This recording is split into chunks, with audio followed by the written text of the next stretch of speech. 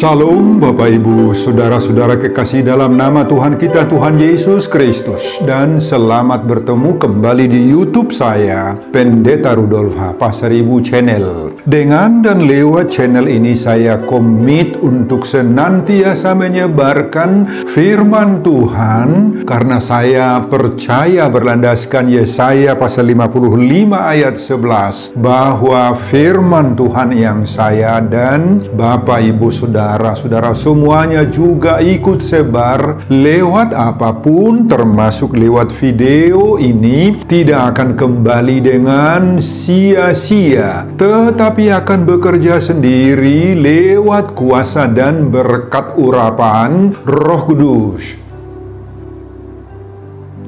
Mari Bapak Ibu, Saudara-saudara semuanya, saya ajak membantu saya menyebarkan pengajaran firman Tuhan, khotbah di ibadah Minggu Advent keempat, tanggal 24 Desember 2023. Terambil dari kitab Yesaya pasal 35 ayat 1-4 dan epistel dari kitab Ibrani pasal 10 ayat 5-10. Diikat oleh topik atau tema Allah datang menyelamatkan umatnya. Dalam bahasa Batak Toba dituliskan, Rodo jahu batongon paduahon bangsona. Saya baca untuk kita, simaklah pembacaan firman Tuhan berikut ini. Judul perikop Yesaya pasal 35 ayat 1-10, keselamatan bagi umat Tuhan. Khotbah kita dari ayat 1-4. Padang gurun dan padang kering akan bergirang, padang belantara akan bersorak-sorak dan berbunga. Seperti bunga mawar, ia akan berbunga lebat, akan bersorak-sorak, ya, bersorak-sorak dan bersorak-sorai. Kemuliaan Libanon akan diberikan kepadanya. Semarak Karmel dan Saron, mereka itu akan melihat kemuliaan Tuhan, semarak Allah kita. Kuatkanlah tangan yang lemah lesu, dan teguhkanlah lutut yang goyah. Katakanlah kepada orang-orang yang tawar hati, kuatkanlah hati, janganlah takut. Lihatlah, Allahmu akan datang dengan pembalasan dan dengan ganjaran Allah. Ia sendiri datang menyelamatkan kamu. Bapak, Ibu, dan Saudara-saudara, demikianlah nats khotbah kita di Minggu Advent keempat, tanggal 24 Desember 2023, dihubungkan dengan topik atau tema Allah datang menyelamatkan umatnya. Rodo jahu batongon paduahun bangsona. Saudara, nats khotbah kita ini Yesaya pasal 35 termasuk pada proto Yesaya atau Yesaya pertama yang memberitakan keadaan bangsa Israel sebelum pembuangan terjadi. Ada dua keadaan yang sangat mencekam dalam kehidupan orang Israel saat itu. Pertama, dosa dan pemberontakan pada Tuhan dalam segala kehidupan orang Israel saat itu begitu merajalela. Moral, spiritual, agama, dan peribadahan orang Israel sudah sangat-sangat buruk, merosot. Oleh karena itu Tuhan mengancam mereka, kalau tidak mau bertobat, maka Tuhan akan menghukum mereka. Tuhan akan mengizinkan mereka terbuang ke negeri asing. Tentu sebahagian dari antara umat Israel itu masih banyak yang patuh kepada Tuhan. Dan ketika mereka mendengar ancaman Tuhan itu, mereka berubah menjadi takut. Meskipun jauh lebih banyak yang tidak merasa takut atas ancaman Tuhan ini. Mereka merasa bahwa ancaman itu tidak akan pernah terjadi. Kedua, ada satu ancaman yang sangat serius pada saat itu yang dihadapi oleh Israel, yakni ancaman dari kuasa-kuasa di sekitar mereka, terutama bangsa-bangsa yang kuat seperti Asyur yang sedang berusaha memperluas daerah kekuasaan mereka. Israel merupakan salah satu target yang akan direbut atau dikuasai mereka. Dan atas ancaman ini, Israel sangat-sangat takut sekali. Dan para penguasa Israel mulai mencari keselamatan sendiri. Mereka meminta bantuan atau pertolongan atau perlindungan dari bangsa-bangsa lain, seperti bangsa Mesir. Israel Utara juga mencoba kerjasama dan meminta berkoalisi dengan Israel Selatan atau Yehuda. Tetapi Israel Selatan atau Yehuda itu tidak mau. Saudara, dalam keadaan terancam dari berbagai-bagai sisi kehidupan ini, Israel menjadi seperti merpati tolol, sebagaimana digambarkan oleh Hosea pada pasal 7 ayat 11. Orang Israel itu tidak lagi memiliki pendirian yang stabil, yang tetap. Israel kehilangan kepercayaan atas diri sendiri. Mereka menjadi takut dan lemah, tidak bersemangat lagi. Hidup mereka gersang, banyak yang merasa tawar hati, lemah, lesu, dan putus harapan. Saudara, pada pasal 35 khotbah kita ini, Yesaya mencoba membangkitkan kembali harapan orang Israel yang sudah mati ini dengan memberitahukan kabar baik bahwa dalam keadaan keterpurukan dalam segala hal, yakni keterpurukan dan kebobrokan di bidang moral, mental, spiritual, sosial, dan ancaman secara politis dari dunia luar tadi, maka Tuhan itu tidak akan pernah membiarkan mereka sendirian menghadapi semua keadaan itu. Akan datang pemulihan dari Allah, akan terjadi perubahan-perubahan yang dahsyat. Yesaya mengungkapkan gambaran pemulihan dan perubahan kondisi itu seperti padang gurun dan padang kering yang akan bergirah. Padang belantara akan bersorak-sorak dan berbunga-bunga. Ayat 1. Juga digambarkan seperti bunga mawar yang tadinya sudah lesu dan mau mati, tetapi akan berbunga-bunga, lebat kembali, dan bahkan mereka akan bersorak-sorak seperti kemuliaan Libanon, semarak Karmel, dan Saron akan diberikan kepada orang Israel itu. Israel akan melihat kembali kemuliaan dan semarak Tuhan Allah yang selama ini sudah pudar. Sekarang mereka akan bangkit untuk menyembahnya lagi. Ayat 2. Bahkan pada ayat 3, Tuhan akan menguatkan tangan yang lemah lesu dan lutut yang goyah. Margogoiho tangan na dauk-dauk, jalapat na teluk-teluk. Makanya Bapak Ibu dan Saudara-saudara, pada ayat 4, Yesaya memerintahkan, katakanlah kepada orang-orang yang tawar hati, kuatkanlah hati, janganlah takut. Apa artinya itu? Artinya, mari saling topang menopang di saat sedang mengalami kesusahan, pergumulan berat. Inilah juga yang menjadi seruan atau topik minggu Advent keempat 24 Desember 2023. Allah datang menyelamatkan umatnya. Rodo jahu batongon paluahon bangson. Bapak Ibu dan Saudara-saudara, demikian isi ringkas khotbah kita. Apa pengajaran Tuhan bagi kita dalam minggu Advent keempat 24 Desember 2023 yang dihubungkan dengan topik atau tema Allah datang menyelamatkan umatnya. Rodo jahu batongon paduahon bangsona. Apa pengajaran Tuhan dari sini? Mari kita lihat ayat per ayat, Bapak Ibu. Pengajaran pertama, Tuhan menghidupkan pengharapan kita.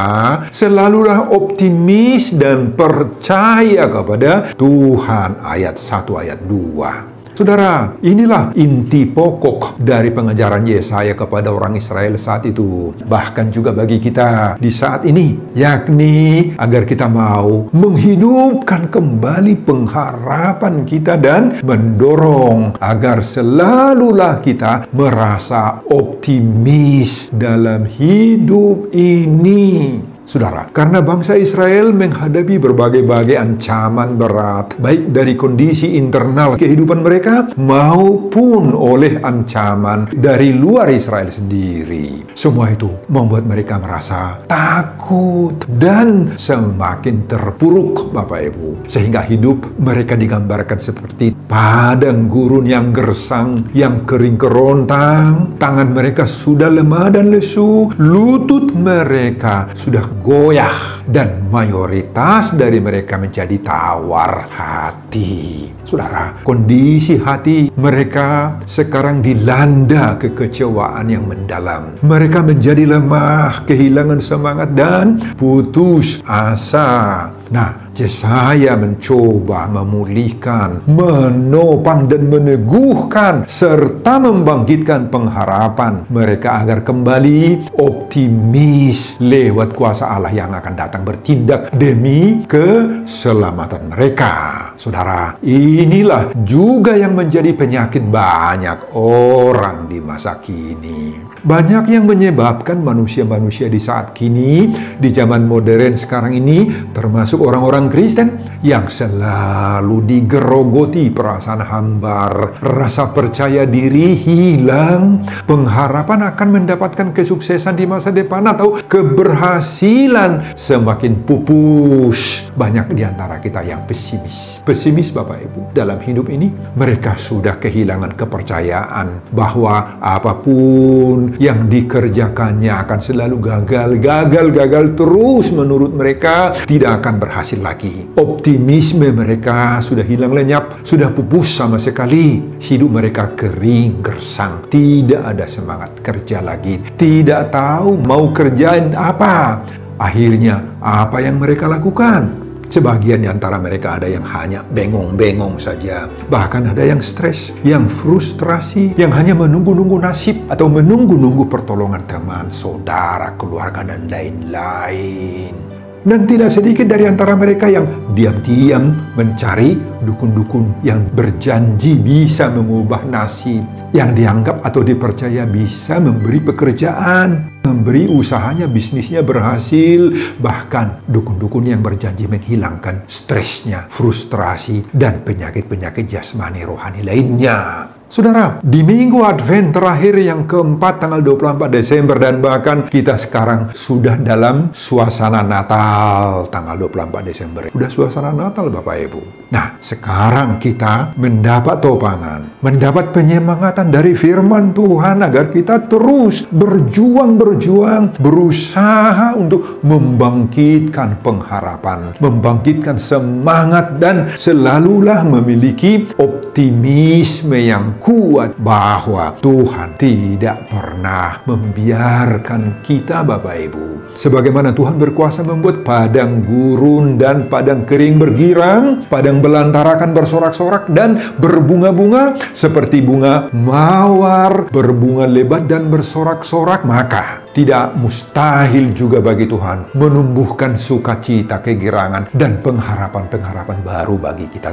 Tidak ada yang sulit bagi Tuhan untuk mengirimkan kerinduan-kerinduan yang selama ini belum terwujud bagi kita, bagi anak-anak kita, bagi Hela, bagi Parumain, dan seisi rumah kita. Gak sulit bagi Tuhan, Bapak Ibu, untuk merealisir pengharapan-pengharapan kita itu. Maka tumbuhkanlah rasa optimisme dan pengharapan-pengharapan baru dalam hidupmu, dalam pikiranmu. Unak pitor madili hita, unak pitor lau hita tu tuakana malo, unak pitor lau hita mersuap tu kuburan di daupung atas suruhan-suruhan dari para dukun-dukun itu. Ingatlah bahwa Allah datang menyelamatkan kita umatnya. Rodo Jehovah tongon paluahon hita bangsona. Amin, Bapak Ibu dan saudara-saudara. Pengajaran kedua, tugas orang percaya menjadi penguat bagi tangan lesu dan lutut yang goyah. Ayat 3. Saudara, apa yang dimaksud dengan ucapan Yesaya? Tangan yang lemah lesu dan lutut yang goyah. Dalam bahasa Batak Toba, tangan na dauk-dauk jalapat na teluk-teluk. Itu apa maksudnya? Saudara, ungkapan tangan yang lemah, lutut yang goyah, tangan na dauk-dauk, pat na teluk-teluk itu merupakan gambaran dari hidup orang yang patah semangat, yang tidak ada lagi gairah untuk berjuang karena tekanan demi tekanan yang dihadapinya sangat menghimpit, menjepit hidupnya. Tangan yang kita miliki ini, Bapak, Ibu, dan saudara-saudara mempunyai dua tugas yang berbeda. Apa? Yakni tangan yang kita miliki secara jasmani. Ini adalah tangan yang kita pakai untuk bekerja, toh? Lewat kedua tangan kita, kanan dan kiri ini, segala aktivitas dapat kita kerjakan, kita lakukan. Segala kebutuhan-kebutuhan hidup jasmani kita bisa kita penuhi dengan tangan kita ini. Tetapi masih ada tangan kedua, yaitu tangan rohani. Tangan secara rohani adalah tangan yang kita gunakan untuk melayani. Dengan tangan-tangan rohani, maka kita berusaha memberi sukacita bagi orang lain. Melayani di gereja, melayani di tengah-tengah kelompok komunitas masyarakat, dan lain-lain. Jadi, kalau tangan kita, baik jasmani maupun rohani ini, sudah lemah lesu, Bapak Ibu, nunga dauk-dauk, akibatnya apa? Maka segala aktivitas, kreativitas, dinamika-dinamika hidup, dan berbagai-bagai kebaikan kita juga akan lemah, akan hancur, akan rusak total. Hidup kita sudah sama dengan mati sama sekali. Demikian juga kalau lutut kita sudah goyah. Dalam bahasa Batak Toba, teluk-teluk. Apa yang terjadi kalau sudah teluk-teluk? Saudara, kalau lutut kita sudah goyah, teluk-teluk, nah ini menyebabkan seseorang itu tidak dapat berjalan dengan baik, toh. Tidak dapat berjalan dengan lurus. Dalam bahasa Batak Toba, ngajek katon, nunga mekatekat. Nah, ini sangat berbahaya kalau sudah mekatekat, Bapak Ibu. Orang yang seperti itu pasti tidak bisa jalan dengan baik. Bahkan kalau dipaksakan jalan, dia akan jatuh, akan runtuh, dan pasti sukar sekali untuk bangkit kembali lagi.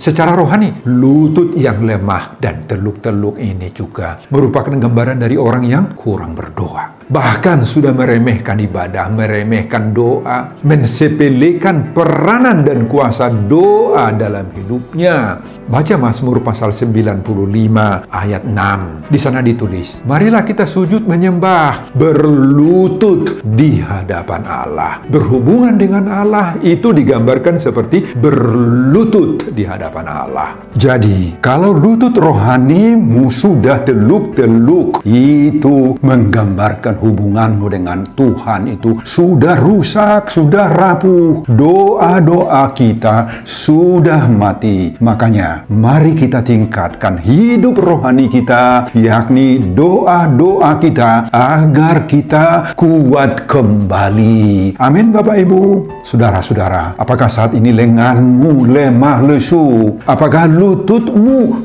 goyah dan merasa putus asa? Apakah di tengah-tengah komunitas di mana kamu berada saat ini, kamu melihat orang yang tangannya sudah lemah lesu, lututnya ngamik katek-ket, Bapak Ibu, dalam hidupnya? Saudara, khotbah kita pada saat ini mengajak kita semuanya sebagaimana firman Tuhan yang dituliskan oleh Yesaya ini. Kuatkanlah tangan yang lemah lesu dan teguhkanlah lutut yang goyah. Nah, ini tugas kita, ini tanggung jawab. Mari kita lakukan dengan sungguh-sungguh. Amin, Bapak Ibu. Dengan dan hanya oleh kuasa doa Allah, maka lutut rohani kita menjadi kuat kembali, mampu melakukan apa saja yang perlu bagi hidup kita, bagi jemaat, dan bagi Tuhan. Nah, Mari kita saling mendoakan untuk tetap berjuang dan tetap percaya kepada Tuhan yang sanggup membuka jalan keluar dari setiap persoalan-persoalan hidup kita. Mari kita saling menguatkan antar sesama kita, sesama orang percaya, agar kita semuanya semakin kokoh dalam iman, dalam Yesus Kristus. Kalau tidak bisa membantu orang lain itu dengan pemberian, dengan materi, maka setidak-tidaknya jangan menambah-nambah keluhan, membuat orang takut, membuat orang cemas. Jangan. Tetapi sebaliknya, beri dia semangat, beri dia topangan agar dia bisa tegak, bersemangat kembali dalam hidup ini. Amin, Bapak Ibu.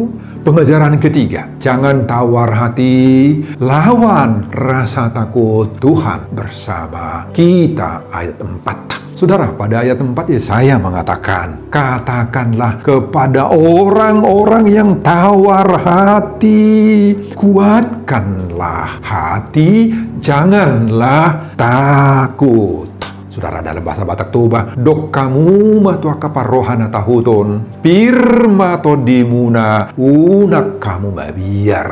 Saudara, ungkapan tawar hati di sini artinya tidak mempunyai gairah hidup lagi, tidak mempunyai semangat lagi dalam hidup ini. Keadaan tawar hati ini merupakan gambaran dari hidup orang yang sangat-sangat buruk, Bapak Ibu. Itu sebabnya Amsal pasal 24 ayat 10 mengingatkan atau menasihatin kita, jangan engkau tawar hati pada masa kesesakan, kecillah kekuatanmu. Nah, orang yang tawar hati itu artinya kekuatannya minim sekali, kekuatannya kecil sekali, nggak bisa berbuat apa-apa lagi. Banyak penyebab sehingga orang menjadi tawar hati, Bapak Ibu. Banyak sekali penyebabnya ini. Misalnya saja karena mengalami kesukaran, kejenuhan. Bisa terjadi juga karena khawatir akan hidup, khawatir akan masa depan. Sulit sekali mencari kebutuhan hidup sehari-hari. Keadaan ekonomi keluarga yang tidak mendukung kemajuan hidupnya. Mereka selalu cemas karena dilanda berbagai-bagai sakit penyakit, karena mengalami stres, frustrasi, karena di PHK. Studi dari anak-anak mereka tidak selesai-selesai, dan bahkan meskipun sudah selesai, belum dapat kerja, belum ada jodoh yang sepadan, dan sebagainya. Oh, ini semuanya membuat hati kita tawar, membuat hati kita merasa kecemasan, Bapak Ibu. Rasa takut dan tawar hati ini juga bisa terjadi karena akibat, sekarang cuaca buruk, bencana alam terjadi, banjir bandang terjadi di berbagai-bagai tempat seperti terjadi saat ini. Yakni saat saya sedang memfasilitasi khotbah Minggu Advent keempat ini, di mana-mana banyak terjadi banjir bandang saat ini, Bapak Ibu. Banyak yang membuat rasa takut, cemas, tawar hati ini muncul dalam diri kita. Nah, kalau kita sekarang sehat, kita tidak tahu apa yang terjadi 1 bulan lagi, 2 bulan lagi ke depan, dan seterusnya. Banyak ancaman bisa terjadi kepada kesehatan kita. Banyak yang menghantui hidup kita ini sehingga bisa kehilangan damai, sejahtera. Nah, saudara, pada saat kita sudah dan sedang dalam suasana Natal ini, maka Yesaya dalam khotbah Advent keempat ini memberi kita pegangan. Katakan kepada orang yang tawar hati, kuatkanlah hati, janganlah takut. Dalam bahasa Batak Toba enak sekali kedengarannya. Dok kamu matua kaparohana tahuton, pirma to dimuna unak kamu mabiar. Saudara, bagaimana agar kita kuat dalam hati? Bagaimana agar terminologi bahasa Batak tadi, pirma to dimuna, itu dapat kita nikmati, kita alami, kita rasakan. Kalau menurut tradisi adat dan budaya Batak itu, Bapak Ibu, boras sipirnitodilah yang harus ditabur di atas kepala orang yang tawar hati, yang cemas, yang takut itu, yang mengalami cobaan-cobaan itu. Nah, dengan demikian mereka percaya bahwa roh daripada orang yang menerima boras sipirnitodi itu akan kuat, kembali bersemangat, sembuh dari penyakit. Itu kepercayaan mereka. Tetapi menurut iman, kepercayaan kita orang Kristen, yang membuat hati atau roh kita menjadi kuat, yang membuat pirnitodini jolma, hanya kuasa Tuhan, tidak ada yang lain. hanya lewat doa, lewat firman yang kita nikmati, yang kita terima, yang kita percayai. Kita yakin seperti Ibrani pasal 4 ayat 12, sebab firman Allah itu hidup dan kuat dan lebih tajam daripada pedang bermata dua manapun. Nah, firman Tuhan Allah itu kuat, Bapak Ibu. Ini yang bisa menopang kita. Nama bepir tordita. Holak kata ni dia batado. Holak kuasa ni Yesus, kuasa ni dia batado. Nah, baik pir tordita. Kehadiran Allah di dalam hidup kita, itulah yang memulihkan hati yang sempat tawar, sempat takut cemas, tangan yang lemah lesu, lutut yang goyah, dan berbagai-bagai kecemasan yang muncul dalam hati, dalam diri kita. Hanya kehadiran Allah dalam hidup kita lah yang bisa memulihkan hidup kita ini, Bapak Ibu. Dalam perjalanan hidup kita ini, jika tangan kita sudah mulai lemah, lutut, kaki kita mulai goyah, hati kita menjadi tawar, nggak lagi pirtondita. Nah, apa yang kita harus lakukan? Mari datang kepada Tuhan. Tuhan tidak akan membiarkan kita, meski rasa takut akan selalu dialami oleh umat manusia, siapa saja, termasuk orang-orang beriman. Tetapi Tuhan tidak akan pernah membiarkan kita selalu terus-terusan dihantui oleh rasa takut dan oleh berbagai-bagai kecemasan itu. Percayalah kepada Tuhan Allah dan berusahalah untuk melawan segala pengaruh yang membuat kita tawar hati, membuat kita rasa takut, yang membuat lemah lesu, membuat lutut kita goyah. Bapak Ibu, kelahiran Yesus memastikan bahwa janji pemulihan Allah sudah terrealisir dalam diri Yesus. Allah datang menyelamatkan umatnya. Rodo jauh batongon paluahon bangsona. Ima di bagasan Yesus Kristus. Sebagaimana topik atau tema Minggu Advent keempat, 24 Desember 2023. Sebelum saya mengakhiri khotbah ini, kembali saya mengajak Bapak, Ibu, dan saudara-saudara untuk membantu saya menyebarkan pengajaran firman Tuhan khotbah di Advent keempat, 24 Desember 2023. Dari Yesaya pasal 35 ayat 1 sampai 4 ini. Agar kita mau dengan sungguh-sungguh percaya bahwa Allah datang menyelamatkan umatnya. Rodo jauh batongon paluahon bangsona, termotivasi lewat khotbah ini. Simak juga video-video khotbah saya yang lain agar Bapak, Ibu, saudara-saudara semuanya memiliki sentuhan dan pemahaman rohani yang semakin diperkaya. Buka di YouTube saya, Pendeta Rudolf H. Pasaribu Channel. Selamat mengikuti ibadah Minggu Advent keempat dan sekaligus merayakan Natal bagi kita. Tuhan Yesus memberkati kita. Salam Horas. Amin. Bapak, terima kasih untuk firman-Mu yang bisa menghidupkan kembali kepercayaan kami. Menghidupkan kembali optimisme hidup yang selama ini bisa pupus dan tidak bersemangat lagi. Terima kasih untuk firman-Mu yang kami dengar pada saat ini. Dan banyak orang yang mengalami tantangan dan pergumulan sehingga pengharapan-pengharapan dan kepercayaan mereka memudar. Tolong Tuhan dan pakai setiap pendengar khotbah ini agar bisa menjadi pemberi semangat, penguat, pemberi topangan buat orang-orang yang sedang mengalami rasa takut, khawatir, dan semangat yang sudah tawar hati itu. Oh Bapa Surgawi, tolong hamba-Mu juga dalam mempersiapkan khotbah-khotbah berikutnya yang bisa membangun semangat, kepercayaan, dan keyakinan kami. Semuanya ini saya peruntukkan demi kemuliaan, hormat, dan kebesaran bagi nama Tuhan. Dalam nama Yesus Kristus saya berdoa. Amin.